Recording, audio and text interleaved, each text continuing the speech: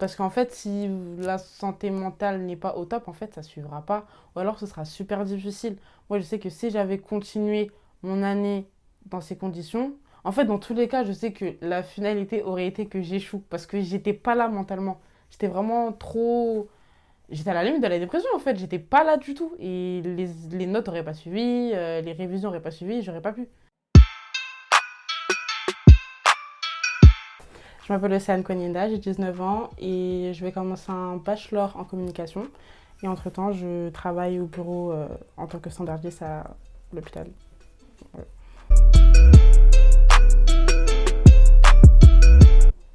Alors, j'ai fait un bac L au lycée que j'ai eu avec une mention assez bien. Ensuite, je me suis orientée vers une licence de LEA, donc langue étrangère appliquée en anglais et espagnol. C'était pas mon premier choix, là-bas je voulais faire psychologie, mais on m'a dit que je pouvais pas parce que je suis en L. Du coup, je suis allée en LEA, j'ai fait une première année que j'ai validée et une deuxième année que j'ai pas terminée.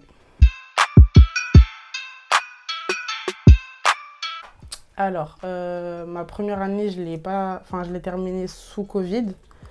Ensuite, la deuxième année, je l'ai commencée, mais on a été confinés en octobre et je pouvais plus en fait les cours à distance. Du coup, j'ai rien fait. J'ai pris une année sabbatique en gros, mais c'était un peu malgré moi parce que c'était pas.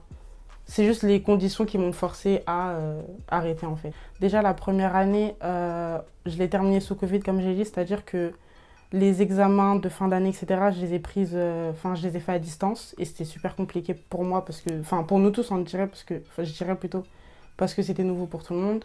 Ensuite, la deuxième année, lorsque je l'ai commencé, on était divisé en deux groupes, on avait cours en présentiel une semaine sur deux, etc. etc. Et quand ils nous ont confinés pour de bon, j'ai su que je pouvais pas en fait. À distance, ne pas avoir l'atmosphère scolaire, etc. Je pouvais vraiment pas. En plus, seule à la maison, je pouvais pas. Du coup, j'ai juste mis fin. Alors, j'ai arrêté du coup mon année en octobre, si je me rappelle bien. En octobre, j'ai arrêté.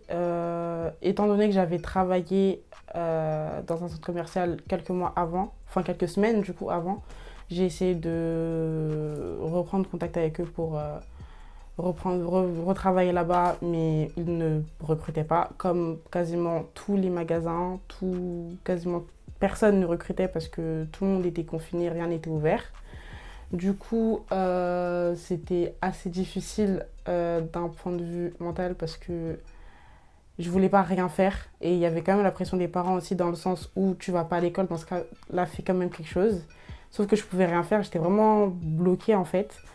Donc, mentalement, ça a été assez difficile. Tu n'as pas d'argent. Je suis échelon 1, ça veut dire que j'avais vraiment zéro revenu, entre guillemets. Je savais que je voulais faire quelque chose l'année d'après et que je voulais vraiment pas rester sans rien faire. J'ai commencé à chercher quelle formation je voulais faire. Sinon, je voulais pas continuer à la LEA non plus. Donc, j'ai essayé de chercher là où je pouvais me réorienter. J'ai fait plusieurs recherches, que ce soit sur Internet, que ce soit au niveau des amis. Qu'est-ce que vous faites vous? Est-ce que vous aimez, etc. etc. J'ai fini par accrocher, enfin avoir un coup de cœur pour la communication. Du coup, j'ai commencé les recherches, avoir inscription sur Parcoursup. On m'a dit que les meilleures écoles de communication, fallait passer des concours pardon, d'admission. Du coup, j'ai essayé d'en passer. Il y en a qui étaient payants, j'avais pas d'argent. J'en ai passé deux ou trois. Et ensuite, j'ai attendu des réponses et gloire à Dieu, j'ai été prise.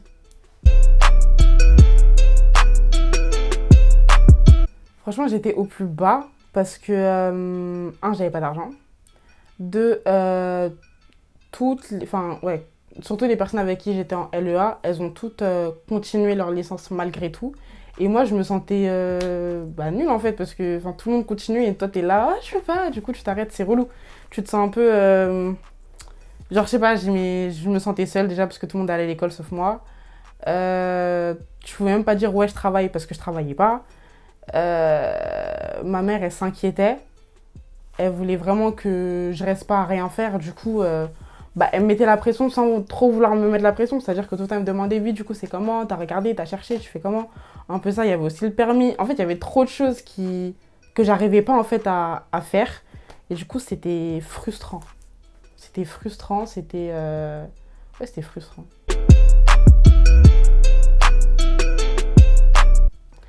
Bah, j'essaie de rassurer ma mère en lui disant que ouais, bah, je cherche, je fais quelque chose.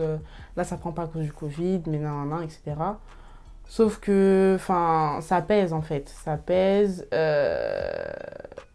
Et au bout d'un moment, c'est tout aussi frustrant et surtout, je me sens un peu incapable parce que j'arrive pas à, comment dire, elle me demande de faire des choses que j'arrive pas à faire. Je sais pas si tu vois, et j'arrive pas à lui faire plaisir en fait, entre guillemets, parce que bah, je fais pas. Et bah, tu te sens nul.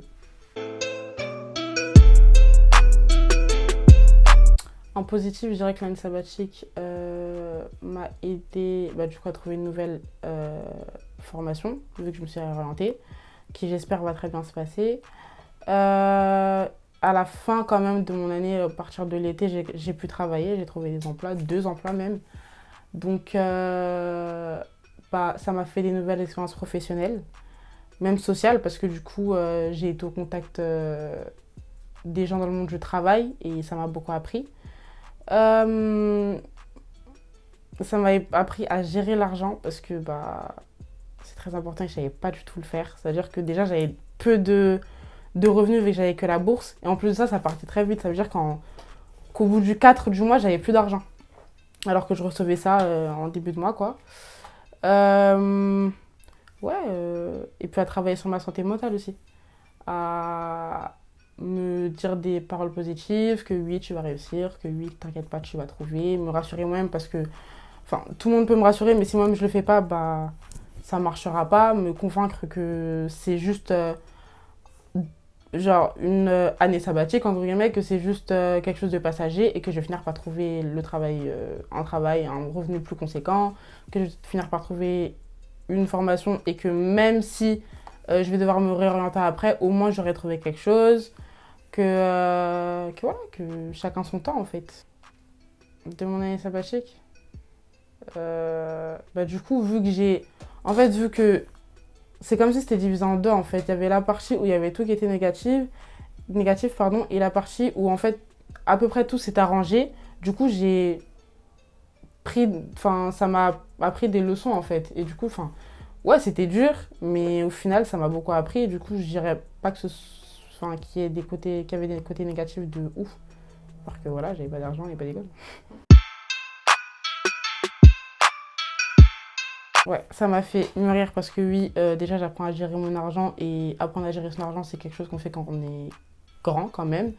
Euh, le fait de travailler sur ma santé mentale aussi, je me laissais souvent submerger par les émotions et j'ai appris à gérer ça et du coup ça me permet de mieux faire face aux situations et ouais, ça me fait prendre en maturité, en sagesse aussi, en humilité je dirais aussi parce que quand t'as rien, t'es très humble et voilà, ouais, je dirais ouais.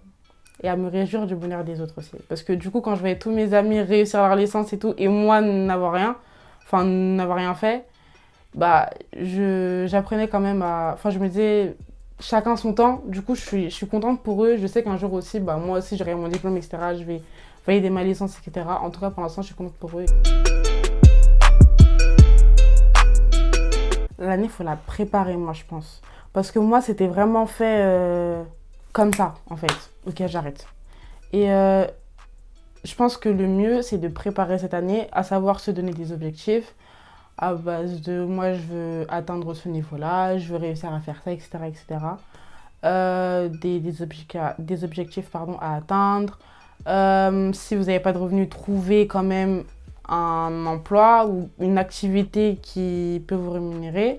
Et aussi, bah, que cette année-là, ce soit une année où vous pouvez apprendre sur vous, vous découvrir, si vous pouvez voyager, mais vraiment préparer l'année. Que ce soit pas une année où, ok, je fais l'année sabbatique et du coup je fous rien, j'attends que l'année prochaine arrive et comme ça je recommence à... Non, une année où en fait vous en profitez au max pour en faire quelque chose de bien et se dire que ouais, pendant cette année-là, j'ai pas été à l'école ou j'ai pas travaillé, mais j'ai fait ça, ça, ça, j'ai appris ça, ça, ça, je me suis cultivée, je suis sortie, j'ai voyagé, j'ai rencontré de nouvelles personnes, etc. Bref, quelque chose de...